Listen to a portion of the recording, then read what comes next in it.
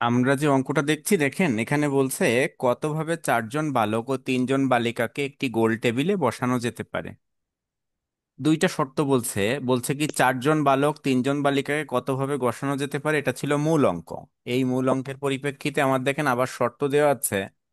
ক নাম্বারে তিনজন বালিকা কখনোই একসাথে না বসে। আর 4 নাম্বারে বলছে যেন তিনজন বালিকা সর্বদা একসাথে বসে।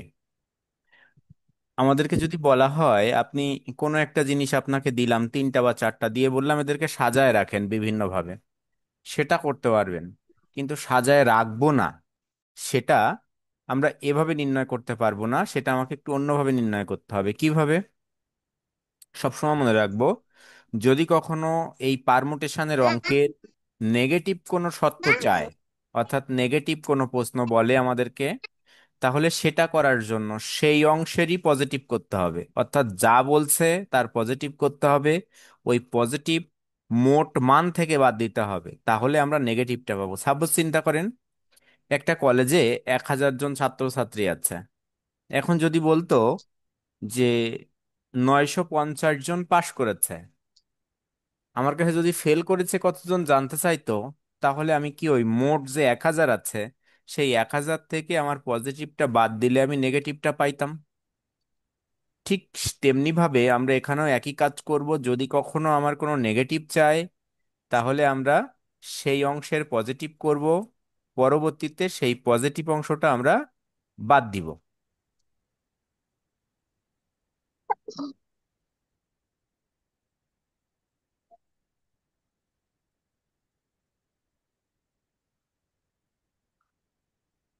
আচ্ছা, তাহলে সেই পজিটিভ অংশটা মোট থেকে বাদ দিলে আমরা নেগেটিভটা পেয়ে যাব। তাহলে দেখেন এখানে বলা আছে কতভাবে চারজন বালক ও তিনজন বালিকা এক টেবিলে বসতে পারবে, একটি গোল টেবিলে। তাহলে 4 আর 3 কত, 7। আমরা ধরে নিলাম এই 4 আর 3 7 জন একটা গোল টেবিলে বসবে। সাপোজ একটু চিন্তা করি। দেখেন বলা আছে 4 জন বালক এবং 3 জন বালিকা, মোট 4+3 = 7 জনকে একটি গোল টেবিলে বসানো যেতে পারে। তাহলে কত? 7 ফ্যাক্টোরিয়াল। কারণ আমরা বলছিলাম যে কোনো বিষয় যদি আপনি মোট ক্যালকুলেশন করতে চান, তাহলে সেটাকে যোগ করবেন, যোগ করে তাকে ফ্যাক্টোরিয়াল দেবেন। আবার এরকম প্রশ্ন হতে পারে আপনাদের মাঝে যে আপনাদের তো আগে ক্লাসে এভাবে বলছি যে একাধিক থাকলে ভাগ করতে হয়। কিন্তু দেখেন তো বালক 4 জন, এই বালক 4 জন তো এক ব্যক্তি না, 4 ব্যক্তি। একইভাবে বালিকা 3 জন, এই 3 জন আবার 3 জন, অর্থাৎ আলাদা আলাদা, পৃথক পৃথক। এই কারণে এখানে ভাগ হবে না। তাহলে আমরা 4 জন বালক ও 3 জন বালিকা, মোট 4+3 7 জনকে একটি গোল টেবিলে বসানো যায় 7 ফ্যাক্টোরিয়াল। 7 ফ্যাক্টোরিয়াল মান আসলো কত? 5040 ভাবে। এই প্রথম অংশটুকু কি বুঝতে পারছি? আজ কি প্রথম ক্লাস করছেন কেউ? ইভা, আপনি কি প্রথম ক্লাসে জয়েন্ট হয়েছেন আজকে?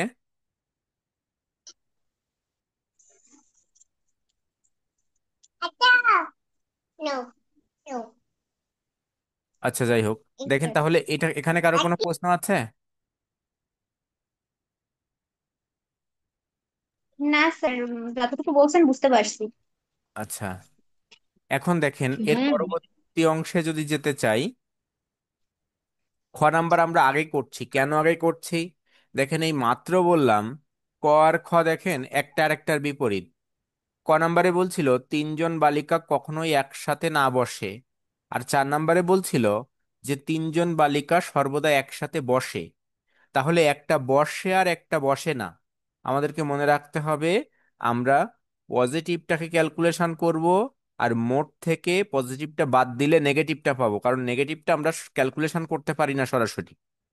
এই কারণে আমরা খ নাম্বারটাকে করছি। দেখেন সেম জিনিসের পজিটিভ নেগেটিভ আছে। এই কারণে আমরা খ নাম্বারটা ক্যালকুলেশন করলাম, কি করলাম, যেন 3 জন বালিকা সর্বদা একসাথে বসে। আচ্ছা, একসাথে যদি বসে, আমরা বর্ণের ক্ষেত্রে যখন ক্যালকুলেশন করছিলাম কি করছিলাম? একত্রেতে থাকলে, একত্রে থাকলে বলছিলাম তাদের সবাই মিলে কয়টা ধরতে হবে, একটা বিবেচনা করতে হবে। তাহলে আমরাও ঠিক এখানে একটু বিবেচনা করে নেই। 3 জন বালিকাকে একত্রে রাখবো, তাহলে এদেরকে আমরা এক বিবেচনা করলাম। তাহলে 3 জন বালিকা একত্রে রাখছি আমরা, আর 4 জন বালক। তাহলে মোট কয়জন ব্যক্তি তুলনা করছি আমরা কয়টা জিনিসের মধ্যে? চারটা। অর্থাৎ 4 জন বালিকাকে আমরা একত্রে রাখছি, তাই ওদেরকে মিলে এক বিবেচনা করছি, আর আমার কাছে বালক আছে 4 জন। তাহলে 4 আর 1 5 জনকে একটি গোল টেবিলে বসানো যাবে 5 ফ্যাক্টোরিয়াল।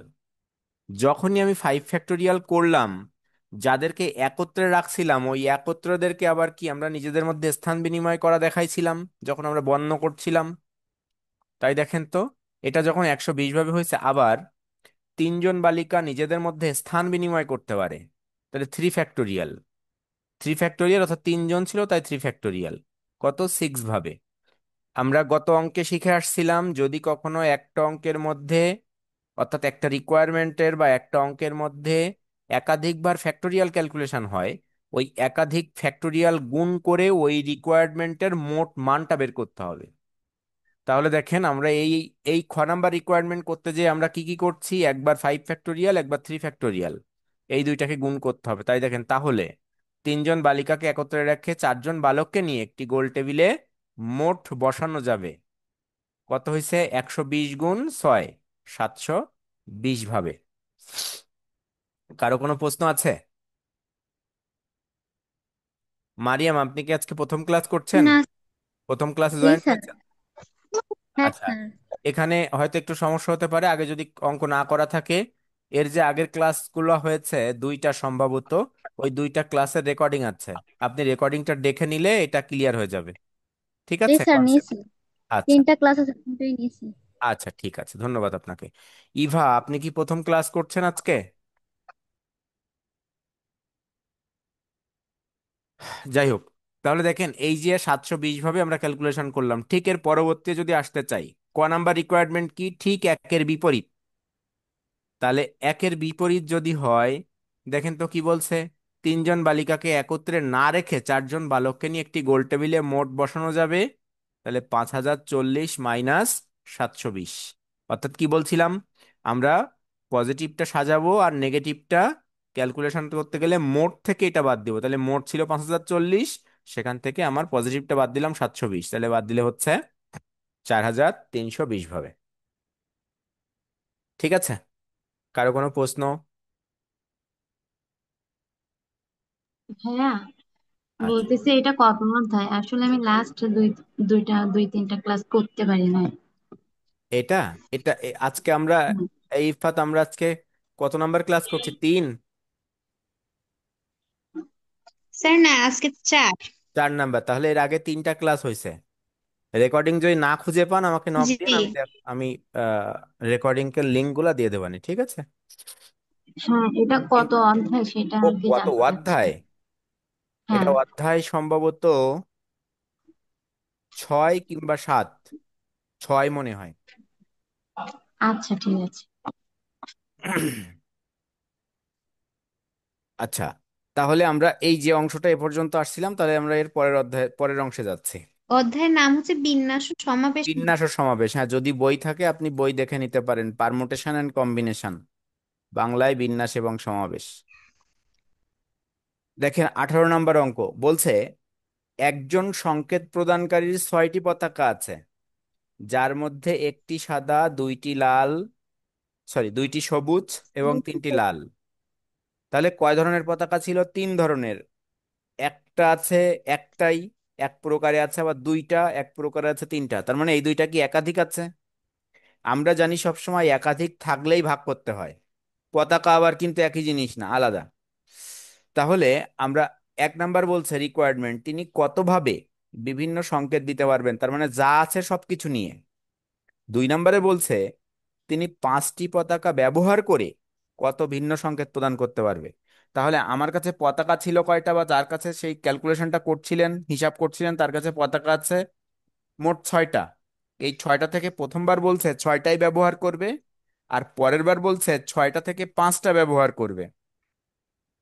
আমাদের গত ক্লাসে ছিল যে অসমান থাকলে কি করতে হয়। অসমান থাকলে কি করতে হয় আমাদের কি মনে আছে? অসমানের শর্ত কি? যদি সব কয়টা না নিতে বলে, আমরা যেমন আগে সব কয়টা নিয়েই করছি, কিন্তু একত্রে রাখতে বলছিল, একত্রে রাখতে বলি নাই, কিন্তু সবগুলো নিয়ে করতে বলছিল। আর এখানে বলছে কি 5টা নিতে হবে 6টা থেকে। আমরা একটা তথ্য জানি, যদি কখনো সমান হয় তাহলে ফ্যাক্টোরিয়ালে ক্যালকুলেশন করতে হয়, যদি অসমান হয় তাহলে সেখানে এনপিআর ব্যবহার করতে হয়, তাই তো? হ্যাঁ। এনপিআর এর শর্ত অনুযায়ী আমরা জানি আরো একটা তথ্য, বড় মানটা এন এর হয়, ছোট মানটা আর এর হয়। অর্থাৎ মোট এন, আর মোট থেকে আমি যে কয়টা নিয়ে ব্যবহার করব সেটা আর। তাহলে দেখেন আমার যে প্রথম অঙ্কটা আছে, প্রথম সত্যটা আছে, একজন সংকেত প্রদানকারীর কাছে 6টি পতাকা আছে, যার মধ্যে একটি সাদা, 2টি সবুজ, 3টি লাল। বলছে 1 নাম্বার, তিনি সবগুলো পতাকা ব্যবহার করে মোট সংকেত প্রদান করতে পারবেন।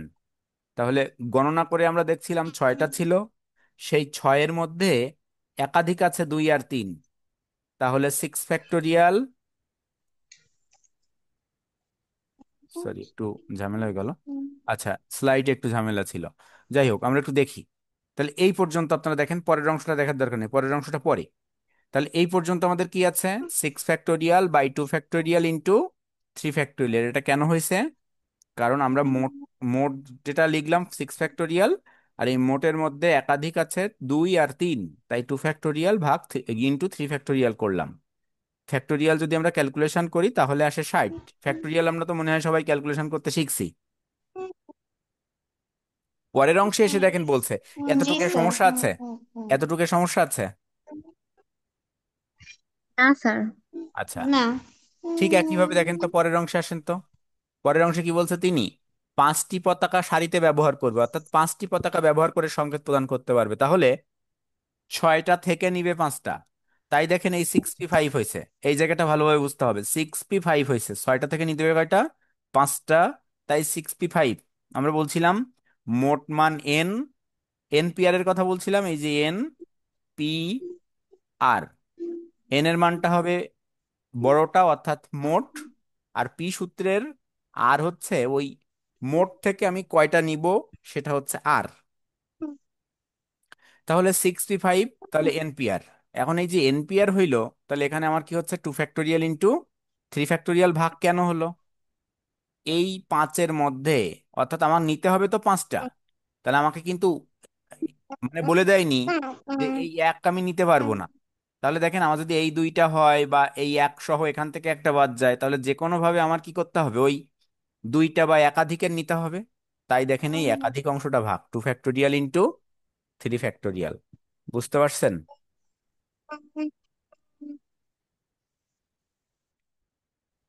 স্যার নিচের টুক বুঝতে পারিনি। নিচের টুক দেখেন, যদি আবারও একটু বলি, আমার এনপিআর এর শর্ত, অর্থাৎ প্রথম যে রিকোয়ারমেন্টের অংশে, দ্বিতীয় রিকোয়ারমেন্টে কি বলছিল, 5টা ব্যবহার করবে, তাহলে 6টা থেকে 5টা নিলে 6p5, এতটুকু কি বুঝছেন? হ্যাঁ, ওইটুকু 6টা বুঝতে থেকে নেবে পারছি, 5টা, নিচের টুকু সিক্সটি কি ফাইভ বলছেন হ্যাঁ। সেটা হ্যাঁ, এবার এই ভাগটা কেন হইলো, ভাগ হবে কি, আমার এই তো এই সম্পূর্ণটা, এটা 6টা তো এটা, এর থেকে আমি 5টা নিচ্ছিলাম। তাহলে এর মধ্যে আমার কি আছে, এর মধ্যে আমার একাধিক আছে না, 2 আর 3, তাই 2 ফ্যাক্টোরিয়াল/3 ফ্যাক্টোরিয়াল দিয়ে আমরা ভাগ করলাম। তাহলে সব সময় একই শর্ত। শর্ত কি আমাদের, যে আমাদের যদি কখনো একাধিক থাকে সে একাধিক ভাগ করতেই হবে আমার। কারণ এখানে যদি আমাকে এরকম বলতো যে সাদা বাদ দিয়ে আমার সবুজ আর লাল নেব, তাহলেও দেখেন সেই আমার 65 ভাগ 2 ফ্যাক্টোরিয়াল × 3 ফ্যাক্টোরিয়াল লিখতে হতো।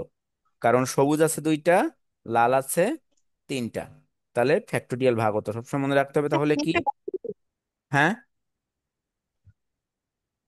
স্যার, যদি আমাদের এরকম মানে ওইখানে প্রশ্ন যদি বলে দিত যে মনে করেন দুইটি যে সবুজ পতাকা ওই দুইটা বাদ দিয়ে যদি মানে আর বাকি সব যদি একই রকম বলতো তাহলে কি আমরা 6p5 রেখে নিচে হ্যাঁ, কি শুধু ভাগ দিতাম থ্রি 3 ফ্যাক্টোরিয়াল ফ্যাক্টোরিয়াল দিয়ে? দিতাম, 3 ফ্যাক্টোরিয়াল দিতাম, তখন কিন্তু আবার কথা হতো, তখন 5টা কিন্তু হই নাই, তখন কিন্তু এই একটা আর এটা 3টা, 4টা হয়ে গেছিল। হ্যাঁ, চারটা। ঠিক আছে, তখন কিন্তু আর আমার 5টা আবার নিতে পারতাম না, স্যার তো 4টা। মনে হয় ওই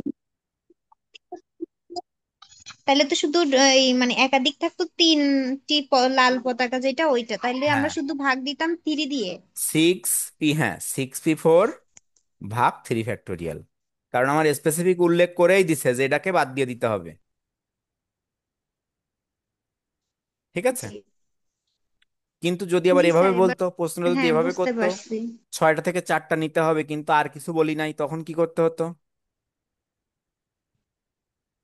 6টা থেকে 4টা নিতে বলছে কিন্তু অন্য কোনো তথ্য দেয়নি তখন যে কি সবুজ বাদ সেটার দিতে হবে।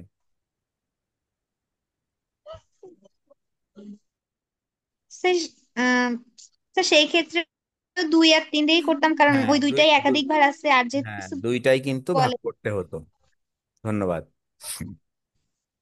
আপনারা কি বুঝতে পেরেছেন সবাই?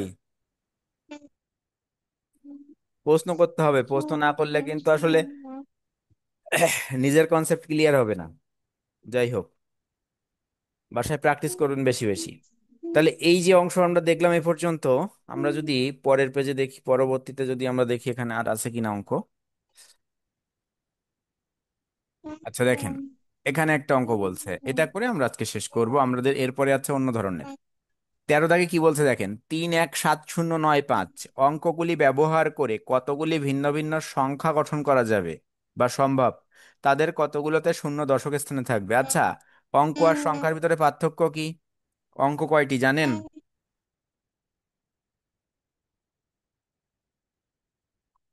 অঙ্ক কয়টি? স্যার 0 থেকে 9 পর্যন্ত। শূন্য থেকে, অর্থাৎ 1 থেকে 9 আর শূন্য, এই 10টা হচ্ছে আমার অঙ্ক। আর যখন একাধিক অঙ্ক একত্রিত হবে তখন সেটা হবে সংখ্যা। দেখেন আমার 3 1 7 0 9 5 কয়টা অঙ্ক দেওয়া আছে, 2 4 5 6। বলছে এই 6টি অঙ্ক ব্যবহার করে কতগুলি ভিন্ন ভিন্ন সংখ্যা গঠন করা যাবে। তাহলে আমাকে কিন্তু এই 6টা অঙ্কই নিতে বলছে, নিয়ে ব্যবহার করতে বলছে। তাহলে যদি 6টা অঙ্ক নিয়ে ব্যবহার করতে বলে, তাহলে আমরা দেখেন 6 ফ্যাক্টোরিয়াল, কারণ 6টা থেকেই আমাকে 6টা নিতে বলছে। এখানে যদি এরকম বলতো 6টা থেকে 5টা নিতে হবে, তাহলে কি হতো? তাহলে হতো 6p5, 6p5, 6 ফ্যাক্টোরিয়াল। তাহলে এখানে কত হইলো, 720 ভাবে। ঠিক একইভাবে দেখেন তো, আমার দ্বিতীয় যে রিকোয়ারমেন্টটা আছে কি বলছে? দ্বিতীয় রিকোয়ারমেন্টে বলছে তাদের কতগুলোতে, তাদের কতগুলোতে, কতগুলো কে বলা কতগুলোকে শূন্য দশকের স্থানে থাকবে। তে থাকার উচিত ছিল, কে না হয়ে তে থাকলে ভালো হতো। আচ্ছা, তাহলে শূন্য দশকের স্থানে থাকবে। দেখেন তো শূন্যের জন্য তাহলে কি একটা স্থান উল্লেখ করে দিছে? জি। তাহলে শূন্যের জন্য যদি স্থান উল্লেখ করে দেয়, আমরা এই স্থান উল্লেখের সত্যটা কি কেউ বলতে পারবো, যে স্থান উল্লেখ থাকলে কি করতে হয়? বাদ দিতে হয়। বাদ দিতে হয়, হিসাব থেকে টোটাল বাদ। তাহলে আমার এখানে তখন কটা হবে, 6টা থেকে একটা বাদ 5টা। তাহলে আমরা লিখবো তখন 5 ফ্যাক্টোরিয়াল। দেখেন শূন্য দশকের স্থানে থাকলে আমরা 5 বাদ দিয়ে দিছি কিন্তু, এই শূন্যকে বাদ দিয়ে দিলাম। শূন্য বাদ দিলে আমাদের কয়টা অঙ্ক স্যার, হয়? হ্যাঁ বলেন। স্যার বলছিলাম কি, স্থানের কথা বললে মানে স্থান উল্লেখ করে দিলেই কি আমরা সবসময় একটা বাদ দিব? মানে যেটার জন্য যে কয়টা উল্লেখ করে দিবে সেটা বাদ, স্থান উল্লেখ করলেই সেই হিসাব থেকে বাদ। যে প্রথম স্থানে থাকবে, দশক স্থানে থাকবে, তার স্থান পরিবর্তন করবে না, ঠিক আছে, এরকম কিছু বললে সেই হিসাব থেকে টোটাল বাদ হয়ে যাবে, তাকে আর আমরা হিসাবের মধ্যে রাখবো না। স্যার যদি মানে দশক বলছে এই জন্য আমরা একটা বাদ দিচ্ছি। শূন্য দশক স্থান বলতে কি বলেন তো? এই 1 2 3 4 5 6, আমরা এই দিক থেকে গুনি না? তাহলে শূন্যকে আমি এই স্থানটাতে রাখবো। তাহলে এই স্থানটা সব সময় শূন্য, এই জন্য এটা হিসাবের মধ্যে অন্তর্ভুক্ত হবে না, স্থান উল্লেখ করে দিছে। জি। এই কারণে ওই 1 কমে গেছে আমার। ভাইয়া আপনি কি শুনতে পাচ্ছেন আমার কথা? হ্যাঁ হ্যাঁ অবশ্যই বলেন। ভাইয়া আমার মেয়ের বাবা অনেক অসুস্থ, এই ক্লাসের রেকর্ডিংটা একটু দিয়ে দিতে পারবেন? অবশ্যই অবশ্যই, আমার প্রত্যেকটা ক্লাসের রেকর্ডিং থাকে, আপনি না পাইলে আমাকে নক দিবেন, ঠিক আছে?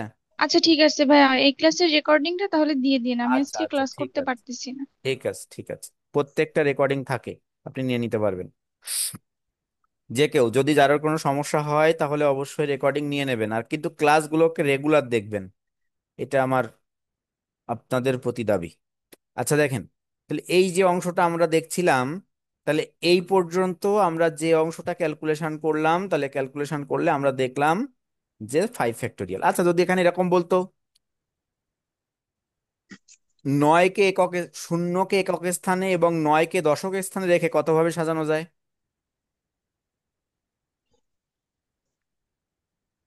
শূন্যকে চার একক, নয় কে শূন্যকে একক স্থান এবং 9কে দশক স্থানে রেখে কতভাবে সাজানো যায়? 4 ফ্যাক্টরিয়াল হবে এখানে। কত? 4 ফ্যাক্টোরিয়াল, হ্যাঁ ধন্যবাদ। কারণ 9 আর 0-এর জন্য আমি জায়গা ফিক্সড করছি। ফিক্সড কি? 9কে বলছিলাম যে 0 থাকবে প্রথম এককে, আর 9 থাকবে দশকে। তাহলে এই কয়টা জায়গা পরিবর্তন হবে, এই যে 4টা জায়গা আর বাকি থাকবে, এই 4টা জায়গায় আমাদের পরিবর্তন হয়ে বসবে। ঠিক আছে? তাহলে মোটামুটি কি আমরা এই যে পার্টটা দেখলাম, মোটামুটি কি ক্লিয়ার আমাদের কনসেপ্ট গুলা? তাহলে কি জি কি এক ভাইয়া। ধরনের পাইলাম? সাজাতে বললেই আমাদেরকে, সাজানো বিন্যাস করা বললে এখানে পারমুটেশন। সেটা অঙ্ক হতে পারে, অঙ্ক হতে পারে, সংখ্যা ওই অঙ্ক থেকেই আসে, বর্ণ হতে পারে। তারপরে বর্ণ আবার দুই ভাবে আসছে, নর্মাল এবিসি এভাবে থাকতে পারে, আবার কোনো একটা ওয়ার্ড থাকতে পারে। ঠিক আছে? তাহলে আমরা আগামী যে আমাদের ক্লাস আছে, আগামী ক্লাস আমরা এর পরবর্তী থেকে শিখবো। আচ্ছা দেখি এর পরে কি অঙ্ক আছে। 120 ভাবে গেল। আচ্ছা একটু ঝামেলা আছে আবার এখানে। তাহলে আজকের কনসেপ্টটা যে পর্যন্ত আমরা দেখছিলাম এই পর্যন্ত। তাহলে এখানে কারো কোনো প্রশ্ন আছে? না স্যার। আচ্ছা, ঠিক আছে, ভালো থাকবেন আপনারা। ধন্যবাদ আপনাদেরকে।